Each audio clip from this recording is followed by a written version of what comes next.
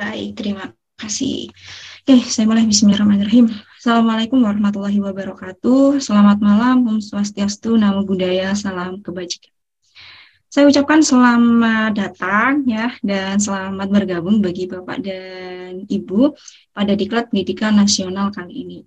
Saya ucapkan juga terima kasih kepada Analog Teacher of Learning, Bapak Syarifuddin selaku founder, Bapak Muzakir selaku ketua pelaksana, Mbak Moderator, Mbak Mutmainah, dan juga Ibu Helmi karena telah memberikan kita semua wadah dan kesempatan untuk berbagi dan juga belajar. Dan terima kasih juga kepada Bapak dan Ibu yang bersedia meluangkan waktunya untuk terus belajar. Salam takzim dari saya, Lita, guru sekolah dasar di Sekolah Dasar Unggulan Permata Jingga Malang untuk seluruh praktisi pendidikan di Indonesia. Oke. Nah, pada kesempatan kali ini saya akan berbagi sharing tentang salah satu kompetensi yang krusial, yang vital, penting yang harus dimiliki oleh guru, yaitu keterampilan dasar mengajar. Nah, ini ada penggalan ayat dari surat Al-Hujurat yang bunyinya, wahai manusia, sesungguhnya kami menciptakan kamu dari seorang laki-laki dan seorang wanita dan menjadikan kamu bersuku-suku dan berbangsa-bangsa agar kamu saling mengenal. Sesungguhnya orang yang paling mulia di antara kamu di sisi Allah adalah orang yang bertakwa. Sesungguhnya Allah Maha mengetahui lagi Maha mengenal. Allah menciptakan manusia berbeda-beda, suku, bangsa, negara untuk saling mengenal satu sama lain. Maka izinkan saya untuk memperkenalkan diri. Perkenalkan, nama saya Lita Arianti, bisa dipanggil Lita.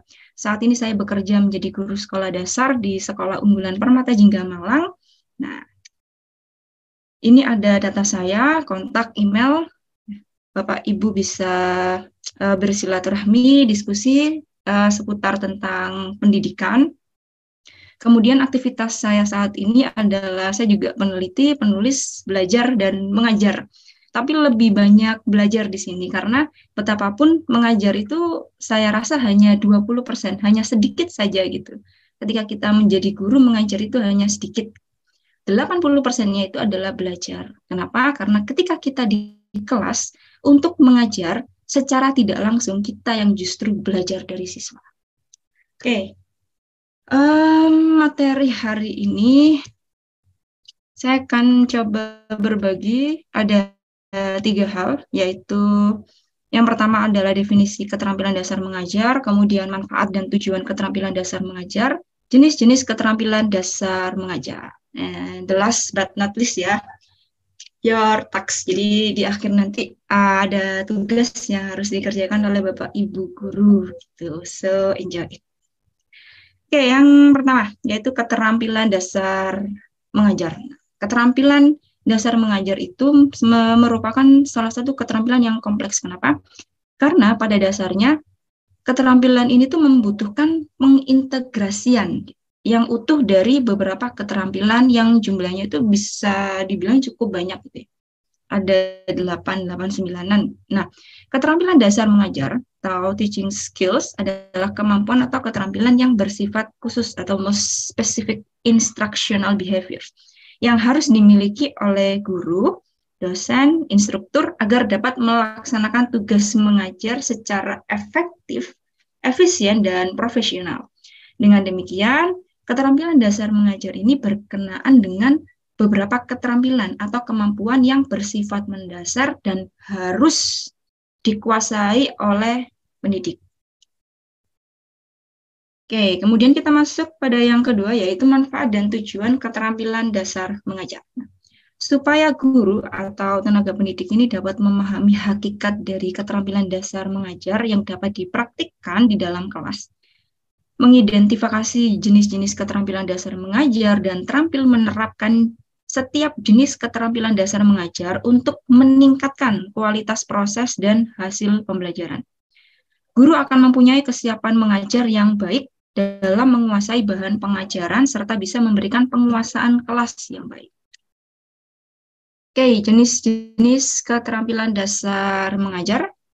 Nah, yang pertama ada keterampilan membuka, kedua keterampilan menjelaskan, kemudian yang ketiga keterampilan bertanya, keempat keterampilan kekuatan, penguatan, kelima keterampilan variasi, keenam mengajar kelompok kecil dan individu, ketujuh keterampilan membimbing diskusi kecil, kedelapan keterampilan mengelola kelas, manajemen kelas, dan yang kesembilan adalah keterampilan menutup.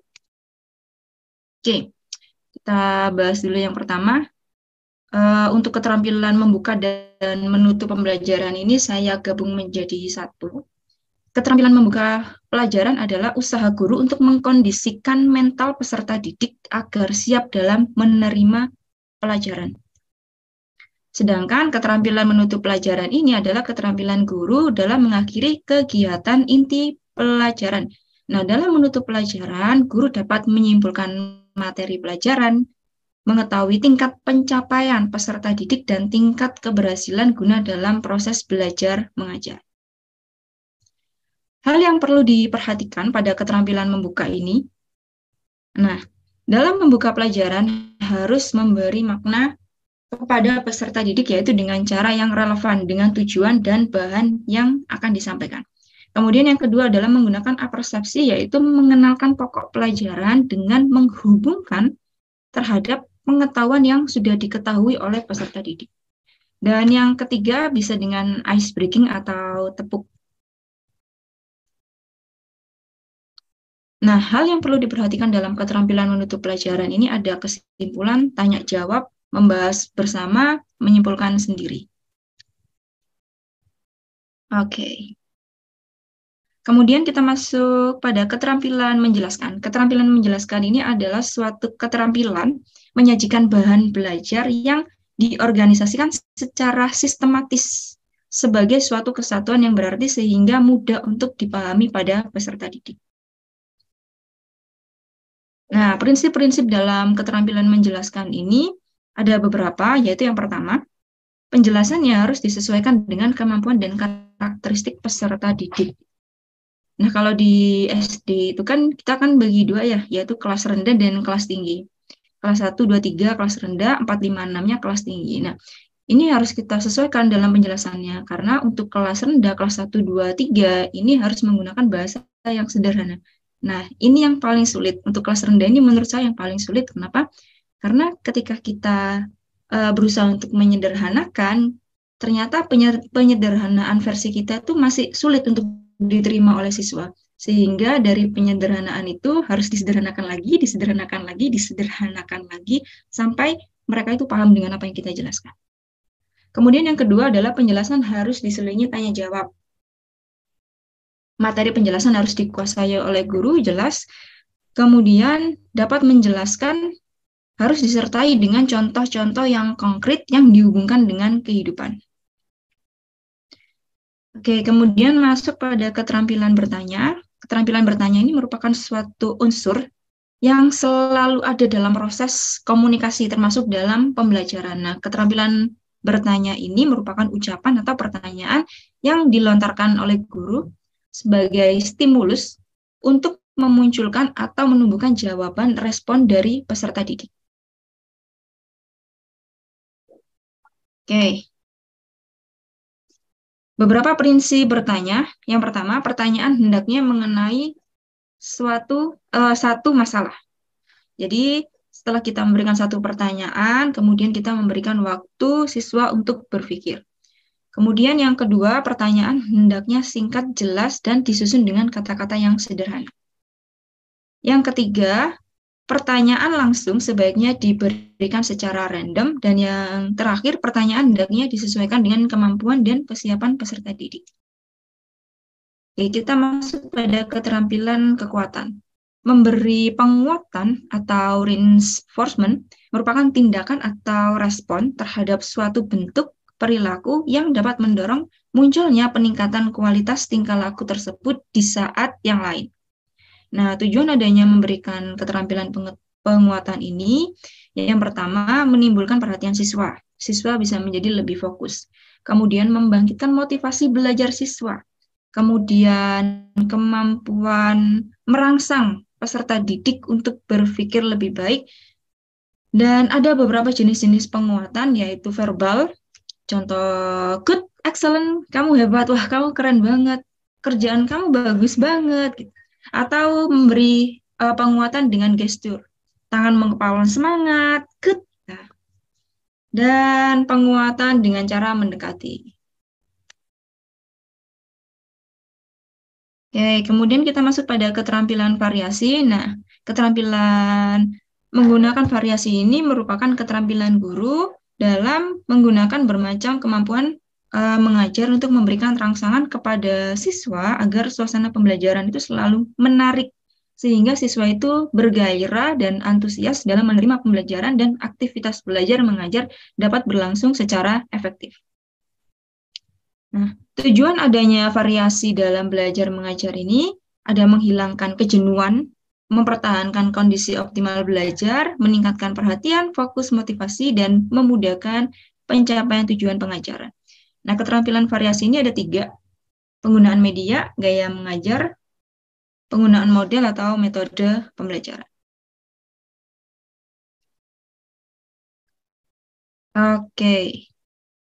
Penggunaan media. Nah, media pembelajaran banyak sekali ya referensi yang bisa kita gunakan, dan yang pasti prinsip dari pembuatan media itu adalah yang praktis, dan kalau bisa itu media itu adalah sesuatu yang kita buat dari hal-hal atau barang yang ada di sekitar kita. Kemudian yang kedua adalah gaya mengajar. Nah, gaya mengajar guru ini biasanya ditentukan dari gaya belajar siswa. Nah, kalau untuk yang keterampilan variasi gaya belajar ini saya biasanya itu atau lebih merekomendasikan, karena gaya belajar siswa atau kebanyakan dari kita itu ada 3, yaitu auditory, visual, kinestetik, maka kita bisa menggunakan ketiga gaya belajar ini dalam satu pembelajaran, atau kita bisa menggunakan model pembelajaran yang namanya SAVI, somatis, auditory, visual. Somatis itu sama seperti kinestetik. Nah, kemudian ini ada tambahan lagi ya, menulis, membaca atau menulis. Nah, saya mengingat ada pesan dari Ali bin Abi Thalib, ikatlah ilmu dengan menulis gitu. Karena saya juga meyakini bahwa ketika kita belajar, kemudian kita menulis, maka kita akan lebih mengingat, kita akan lebih mudah mengingat. Dan agama juga mengajarkan tentang iqra dan kalam, membaca dan menulis. Jadi saya rasa ini krusial banget dan penting untuk diajarkan bahkan sejak dini. Kemudian ada keterampilan variasi yang ketiga, yaitu penggunaan model metode pembelajaran. Nah, untuk keterampilan variasi penggunaan model metode pembelajaran ini, Bapak Ibu bisa menggunakan cara seperti ini. Bisa disusun daftarnya. Nah, ini nanti akan jadi tugas Bapak Ibu. Jadi supaya nanti siswa itu tidak bosan, tidak jenuh gitu, karena pembelajaran selalu ceramah atau teacher center saja, bisa menggunakan dengan menyusun daftar seperti ini. Jadi dilihat dulu tanggalnya, bulannya, kemudian kita buat susunan daftar seperti ini minggu 1, 2, 3, dan 4, kemudian kita list. Di minggu pertama kita akan menggunakan model apa atau metode apa, minggu kedua seperti apa, ketiga apa, keempat apa. Nah, ini saya buat contoh, di bulan Februari, di minggu pertama, saya menggunakan mind mapping untuk 1 minggu pertama itu. Kemudian yang kedua, saya menggunakan role playing, bermain peran. Kemudian yang ketiga, outdoor learning. Dan yang keempat adalah Quizzes. Quizzes ini teknologi ya. Saya sependapat dengan Ibu Helmi bahwa salah satu kompetensi yang harus dimiliki oleh guru adalah kompetensi menguasai teknologi. Karena hal ini memang tidak bisa kita hindari gitu. Pendidikan, saya mengingat sangat pesan dari salah satu pemateri yang saya ikuti tahun 2017 ya, yaitu seminar teknologi pendidikan. Beliau itu mengatakan bahwa pendidikan itu berjalan dengan sangat lambat, dan teknologi itu berkembang dengan sangat pesat. Dari dosen teknologi Universitas Ciputra tahun 2017, dan kalimat itu sangat membekas. Dan itu memang betul gitu. kalau kita mengikuti perkembangan zaman, nggak akan pernah ada habisnya, mulai dari Society 1, 2, 3, 4, bahkan sekarang sudah masuk 5 gitu. Kita sudah masuk ke AI gitu. Tahun 2019 aja sudah masuk ke 4 itu karena ada printer yang ketika kita cetak itu bisa buat kayak cetakan pop-up 3D gitu. Dan sekarang pun tahun 2023 yang terbaru itu ada laptop ya. Kalau yang dulu laptop itu hanya 1 dimensi, 2 dimensi, sekarang bisa dibuat 3 dimensi itu. Wow banget gitu.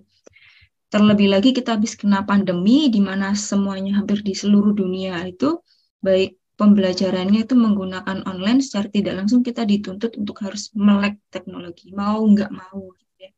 Kita harus melek, kita harus belajar.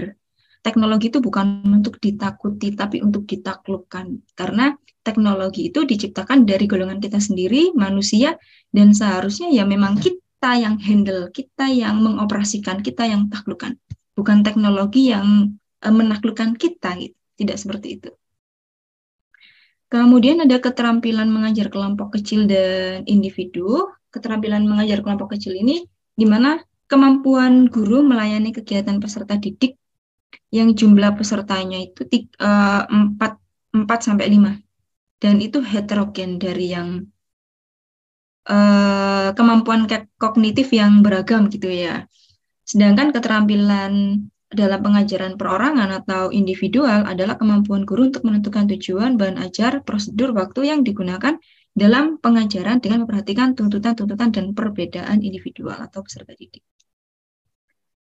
Kemudian ada keterampilan membimbing diskusi kecil, yaitu suatu proses belajar yang dilakukan dalam kerjasama kelompok yang bertujuan memecahkan suatu permasalahan atau mengkaji konsep. Nah, untuk itu guru memiliki peran yang sangat penting sebagai pembimbing, fasilitator, agar proses diskusi itu dapat berlangsung sesuai dengan tujuan pembelajaran. Oke, ini jelas kayaknya yang terakhir, keterampilan mengelola kelas. Pengelolaan kelas adalah keterampilan guru untuk menciptakan dan memelihara kondisi belajar yang optimal dan mengembalikannya bila terjadi gangguan dalam proses belajar mengajar. Nah, tujuan dari adanya pengelolaan kelas ini yang pertama mewujudkan situasi dan kondisi kelas yang memungkinkan dan mengembangkan kemampuan secara optimal. Kemudian mempertahankan keadaan yang stabil dalam suasana kelas, mengatur semua perlengkapan peralatan yang dibutuhkan. Nah, kemudian prinsip pengelolaan kelas ini ada keleluasan, keantusiasan, variasi, tantangan, dan disiplin. Jadi guru bebas sekali ya. Guru berdikari dalam mengelola kelasnya, bisa dengan menghias dinding-dinding, langit dinding, diberi bintang, kemudian juga memberikan poster-poster yang edukatif, termasuk mengatur denah tempat duduk. Nah, biasanya standar sekolah-sekolah itu kan standar yang klasikal yang biasa di mana siswa itu menghadap ke papan semua. Coba deh sekarang kita buat style tempat duduknya itu berbeda-beda gitu supaya siswa juga memiliki experience-nya sendiri gitu. Dan setiap dana tempat duduk yang berbeda itu coba kita acak lagi sehingga ini juga akan mengasah sosial siswa. Jadi siswa itu nggak geng-gengan gitu, nggak hanya dengan satu teman yang ini saja, tapi juga akan kenal dan bergabung dengan teman yang lain. Nah, ini ada beberapa contoh dana yang mungkin bisa Bapak Ibu guru gunakan. Ini ada contoh-contohnya.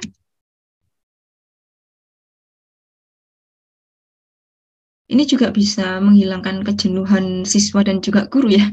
Pandangan guru juga jadi enak gitu, melihatnya tuh jadi lebih fresh. Ini nanti juga akan menjadi tugas Bapak dan Ibu guru. Jadi ada 2 nanti terkait dengan model, dan yang kedua adalah mengatur dana duduk. Ini saya samakan, kita bisa lihat dulu timeline dalam 1 bulan. Kemudian kita buat di minggu pertama, kita bisa menggunakan model U. dari tanggal 5 sampai 11, kemudian yang kedua melengkung kelompok, kemudian yang ketiga formasi chevron, yang keempat letter T. Jadi untuk pengaturan tempat duduknya tidak hanya yang klasikal aja, tapi kita coba untuk bermacam-macam variasi. Persiapan itu penting, budayakan untuk menyiapkan segala sesuatu lebih awal, siap lebih dulu, datang lebih cepat, dan tumbuh lebih cepat. Dengan demikian, keterampilan dasar mengajar itu berkenaan dengan beberapa keterampilan atau kemampuan yang bersifat mendasar dan harus dikuasai oleh guru dalam melaksanakan tugas mengajarnya. Seorang guru harus mampu menciptakan suasana belajar yang kreatif, menyenangkan, dan efisien dengan berbekal keterampilan dasar mengajar. Nah, ini ada special task, tugas yang spesial untuk Bapak dan Ibu guru. Nah, ini yang pertama, silakan dibuat rancangan untuk pembelajaran, model, metode, dan pengaturan tempat duduk. Formatnya sudah saya siapkan, nanti mungkin bisa dibantu oleh admin untuk di-share. Kemudian nanti filenya diberi nama instansi dan bisa di-upload. Kita bisa diskusi bersama gitu. Karena saya juga mengajar di SD. Jadi kita bisa berdiskusi bersama, kita bisa saling menambah wawasan. Saya belajar mengajar, Bapak Ibu juga belajar mengajar gitu. Jadi kita saling belajar mengajar. Oke, baik. Saya rasa cukup sekian. Terima kasih Gracias Haturnuhun dan ke sisi Matur Nuwun. Terima kasih banyak. Saya kembalikan pada Mbak Moderator. Mangga.